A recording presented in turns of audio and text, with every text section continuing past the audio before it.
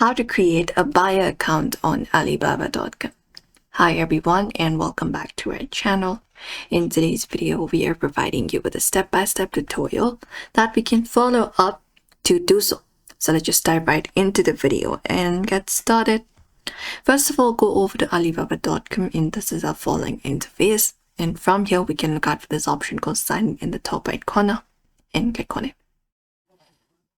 Or we can also look out for the create option. For now, let's enter up our email address and click on continue in order to sign in or create an account. And we'll be easily finding an option where we can select if we want to be a buyer or supplier. So select the option called buyer, the first option, and click on continue.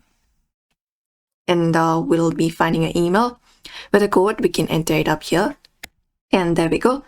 Now we can fill in our details. So first of all, select the country that you belong from, and then you need to enter up your first name and your last name. Once it is done, you can create up a passport for yourself and click on this option called confirm, and you can agree to the free membership agreement, terms of use, privacy policy of Alibaba.com, and also agree to receive more information about the platform's product services.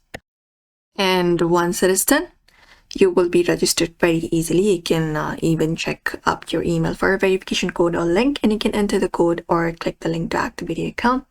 And once it is done, you can start activating your profile. In the top right corner of the screen, you can find a profile option. You can click on it and go ahead and look out for account option to fill in your details for your profile. So go ahead and provide it up.